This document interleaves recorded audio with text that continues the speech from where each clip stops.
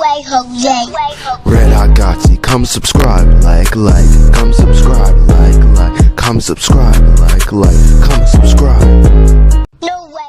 Red Hot Gotti. Alright, so today I'm making a video on, the last part of this little mini-series. Basically, it's going to be the first Spider-Man movie, god damn it, Spider-Man game versus the second one of the Insomniac verse, or whatever you want to call it. Essentially, this is just going to be the first game versus the second game. Miles Morales versus Peter Parker. It's the fifth part, part 5. We're going to be talking about, well, actually, I'm just going to go through all of them again, like in the other videos. So basically, I was just talking about the better suits, the better characters, the better villains, the better story, and the better supporting characters. Now, in this one, we're going to be talking about the supporting characters. This is the last part, as I already freaking said. So let's just get into it. Now, when it comes to the supporting cast, I would say a lot of them, in general, really do help both of the stories. Like, I don't feel like anyone's out of place. I think they fit.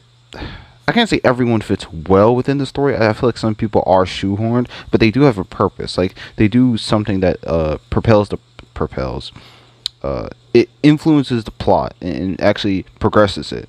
So, like, for example, I don't like Mary Jane in the first Spider-Man game because she really is just like, that's the example of what I was talking about, like shoehorned and just kind of like very irritating character in general. Like, her fights with Peter were mostly her fault. Or, like, even if Peter did something technically wrong, she blew it out of proportion. Like, she's just an annoying character, honestly.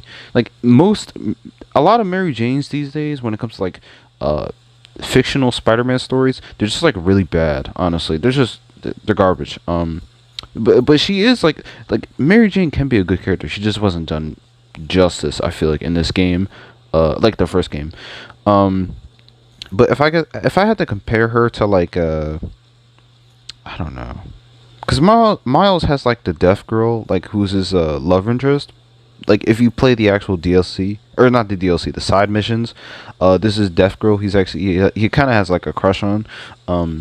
She's way better. She has like technically no lines because she doesn't speak. She's deaf, obviously. And she's a way better character. That's how bad it is. I'm being dead serious when I say that. But yeah, overall, MJ, she just kind of fills that role of, like, someone that Peter has to protect, but also she helps out during, like, certain missions where they find out more about, like, certain villains, like in Sable's involved and Norman's involved, who are also villains. Or, well, Sable's kind of an anti-hero. Norman's an actual villain, I guess you could call him, in this universe. But they find more about Martin Lee, who's basically Mr. Negative, and actually, like, he's one of the more prominent villains of that game. He's like the second most important. So, yeah, she definitely has an important role, and also you find out more about his backstory and stuff like that. So it's like she definitely is important. She just is really annoying, and she gets in the way a lot, I feel like. Like, if maybe, like, Miles filled in her place and he actually was the one helping Peter, it would actually make me more fond of Miles, and, like, before his actual game is released. And it would make me love the character even more. But the fact that MJ doesn't need to be in the story this much. But, it is what it is. Like, she was involved and she did her thing, and honestly, whatever. But it didn't ruin the game, and that's a good thing. It just, there was a lot of flaws with her side missions, especially like the last one. I think it was like when they actually found out about Martin Lee's backstory. That the plot around that was kind of iffy. But I might make a whole video on just the whole plot, dissecting the first Spider-Man game, Insomniac's version. So yeah. I would say, I guess I can talk about Aunt May now. Now, Aunt May is a really good character overall. I think the whole reveal at the end where she actually knew that Peter was Spider-Man the whole time, it actually makes a lot of sense. And I feel like with other media where they handle Spider-Man, they kind of just forget about that. That Aunt May is a very smart character, and that she always just trying to look after Peter. So it's like, I feel like eventually she would find out, or at least like have some sort of suspicion. But in other stories, they don't really like touch upon that much. It's just kind of like she's oblivious, just like everyone else, is like kind of stupid. All right, maybe that's too harsh, but like they're just kind of like I don't know. They should be more suspicious. You know what I mean? I feel like Spectacular Spider-Man does kind of well with this. I would say. I'm trying to think, and I'm gonna actually rewatch the '90s series and probably do a video on that in general.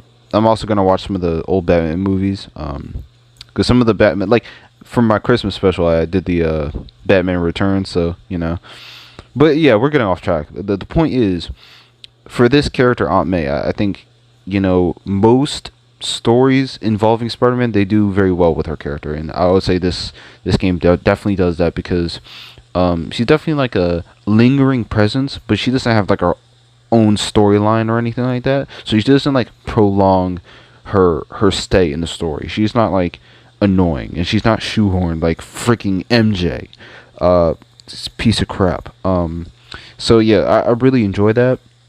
So yeah, she's like 10 out of 10 character, honestly. I guess we can move on to Miles now. Now, Miles is obviously, you gotta love Miles. I'm talking about his game and Peter's game too. So it's like, yeah, I obviously like Miles's character. But in the first game, I'll say he's really good too. Even before he gets bit by the spider, he's very helpful. He also, helps at Feast. And like he is very courageous at the same time because like Peter, like when he didn't know that Peter was Spider-Man, like he still was trying to like stop the Rhino essentially, and stop those like random thugs as well, and like he gave it his all. It like without Spider-Man actually being involved and stuff like that, and then afterwards he helped him and stuff. So he's always had that fight in him, which I really like. I like that they had that development for him before he actually took on the mantle. And I also love that in this universe, Peter doesn't die just so Miles can become Spider-Man in general. So it's like you get to see both of them kind of in action. I really love that. Yeah. Not that I'm like throwing shade at like the Ultimate Comics or whatever. It's just I really like this decision more. I also think that his missions in general boost the plot. Like they kind of like not only are they part of it, but they don't like destroy the plot. Like they're not like objectively like bad. I feel like if I were to critique it, that they'd actually like, it would make sense overall that for example Rhino doesn't, because Rhino is really stupid, so he wouldn't be able to find out where Miles is like right away. He's just one of the dumber Spider-Man villains. So it makes sense that Miles was able to get away with what he was getting away with. I guess for the beginning though, when Martin Lee and he actually attacked that one like city hall like meeting or whatever where Miles's dad was. And also like Miles's dad, dying was actually really sad, and I really like that boosted his character. It's kind of like his Uncle Ben. I really like that, and also I like Miles's attitude where he kind of was like he very resistant with help kind of thing. Like Peter was trying to make him feel better, and he was kind of like, nah, I don't want that. I don't care, I really like that attitude because they didn't just make him like, oh my god, like they didn't make him super like, how I put this, like sobbing all the time or whatever. He was just like more so angry kind of thing, which in certain stories I wish they would kind of like handle that more so, because it feels more like, I don't know, it adds some variety outside. But yeah, going back to my point, I feel like his side missions in general just like are better than like the MJ missions, and that's what I really like. Like they boost the plot. They don't like ruin it with like bad characterization, and you get to see one of the main villains like from a different perspective, where you're a civilian, you're Miles, and even afterwards you fight Rhino as Spider-Man, which I really like. So it kind of shows you like a perspective that you wouldn't normally see in like a Spider-Man game. Now, I guess I have to go with Genki now. Genki is a really good character, I'd say. He's barely in, like, any of these. He's only in Miles Morales, actually, now I think about it. But, he helps out, he's, like, the tech guy. I would say in the first game, really like Peter's the tech guy because like he is obviously like the smart one and he's doing all this stuff. I guess you could say Doc Ock is like the secondary because like he's becoming the main villain and he's kind of helping Peter out with the tech stuff. He actually made the advanced suit that he wears throughout the whole game, or he's supposed to. Like if you use it the whole time throughout the game, you could switch suits.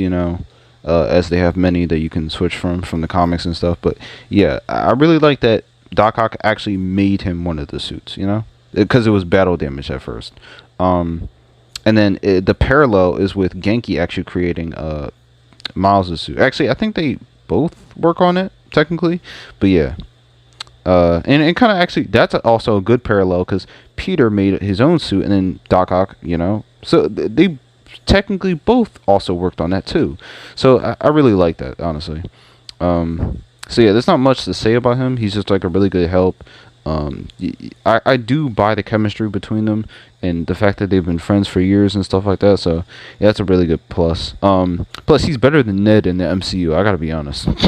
Like that's all I gotta say. And honestly, Ned stole Genki's identity. To be honest, like he is literally Genki. So like. It's ridiculous. Like they try to steal the character, but the character itself is just better. You can just see why he feels more natural, how he is, and he's supposed to be Miles' best friend. Like I'm kind of missing the Harry Osborn in like the regular Spider-Man universe, like because like he has a place too, and he's also a really good character. And this is I'm getting sidetracked again. God dang it. I would say Yuri is also a really good character, and she helps out, with police work and trying to just take out random crime, or if it's like the Kingpin, for example, like in the beginning of the game. Like she's a really good help, and I really also buy their chemistry. Like her and Spider-Man, Peter's version. I would say, let's see. I think Norman, obviously, he's like more so like a villain or like a anti-hero. Well, however you want to put it, right? I think he's a really good character. He's kind of like a businessman, You always need one of those. Like, in the second game, you have Simon Krieger, so he's kind of like a, sort of like that. Still more of like a villainous role, and we get to see more of him probably in the second game once that comes out, or the second like Peter game, like Spider-Man 2 they're gonna call it, I guess, where they're gonna have Venom, so that should be interesting. It's Harry, or it might be Harry, which I don't like, but yeah, I'll probably talk about that in another video. I guess like another character I really like is again Miles' dad. Jefferson Davis. I think he's a really good, very heroic police officer. He definitely helped Peter in one of the missions, which I really like that they did that because you really grew fond of him. And you really felt his death, I'll say. I also really like Rio. Great mom, very supportive, even when she found out that Miles was Spider-Man. I would say Silver Sable was okay, just kind of there. She did her thing, I think she was kind of irritating when she was always beating Spider-Man's ass. Is out of nowhere. This ridiculous strength that she really shouldn't have because she's not superhuman. But whatever. And that's for the first game, I guess. Now, I really like, in the second game, I really like Finn's character overall, and, before she turns into a villain, obviously we find out more about, her past and some of her friends, and, how she got wrapped up in all the, Tinkerer stuff, and, just the trauma of her friend dying and stuff like that. It really messed her up, and I really like, it really helped you, feel bad for her, in a way, you know what I mean? Yeah, I really like that. Obviously I like Rio again, so yeah. And this is another thing when it comes to perspective. I really like to see Peter, in the second game, the Miles Morales one, where it's like he's not Spider-Man yet, or no, he is Spider-Man, but like he doesn't know Miles yet, and it's very interesting, because like you see him at the end of the Miles Morales like campaign, or story mode, or whatever, the story, right? And it's like that's when they first meet and they bump into each other. It's an interesting like perspective because again, it's like Miles was human and he was like a civilian in the first game. Why did I say human like he isn't human now? But yeah, he was just a civilian. You get to see him during the mission. Now in this, it's like a parallel to that. It's like you get to see Peter just like normally about, and that's how they meet and stuff like that. So you get to fill in some time that you didn't see like back in the past, because obviously there wouldn't be time to like explain all that. You know what I mean? I really like that. And also it also continues with like the whole Finn and Miles story. So it's just like, I love how they could just like seamlessly just explain stuff like that during the story. And also you get to see Doc Ock again, when he was still, normal and stuff like that, just regular scientist. And I really like that as well. It kind of like reminds you of the first game, which you loved if you played it, obviously.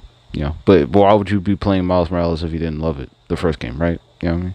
It's kind of like a question of like The Last of Us 2. It's like, why would you play that if you love the first game? Like, I just don't understand it.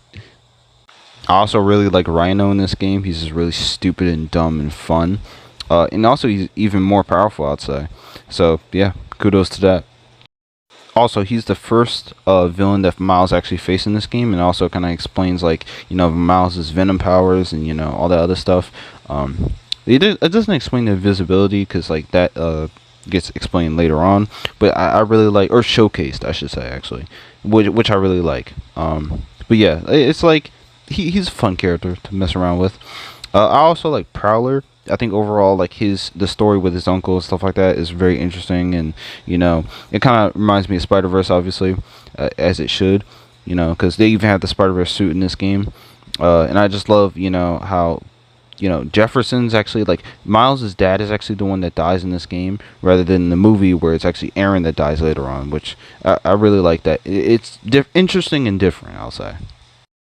I am just remembering his name now. It's Rick Mason. Now, RIP to that dude. Obviously, him, Miles, and Finn knew each other for a long time, and now that they actually, found out more about what happened to him, it was really sad, honestly. And Simon Kreger was the one who killed him, so that's what's really frustrating about Simon as a character. And honestly, he's just so smug, and he thinks he's funny all the time, because he always has this like sarcastic just tone to him. But yeah, that also kind of makes him a good villain, I'd say, or at least a decent one. Because I think he's kind of stereotypical and kind of just basic and annoying, but overall, I guess he gets the job done. So yeah, I guess that would end it off with all the supporting characters. I would say overall, I think Peter's story for the first game, the first Spider-Man game of the Insomniac universe, is just better. I would say objectively, in terms of the story alone, there could be some arguments, actually, now that I think about it, and I might make a separate video for that, going a lot deeper into that. Both of these games I can make multiple videos, like literally like 50 videos. I'm not even gonna lie. But yeah, I guess that's gonna be it. So yeah, overall, Peter's story, like the Insomniac, the first game is better. But Miles Morales is a really good game. I would recommend getting both. Excellent one. Obviously, if you're watching this video, you probably already played both. But yeah, just let me know what you think. Comment, subscribe, like, and I'll see you guys later. Peace.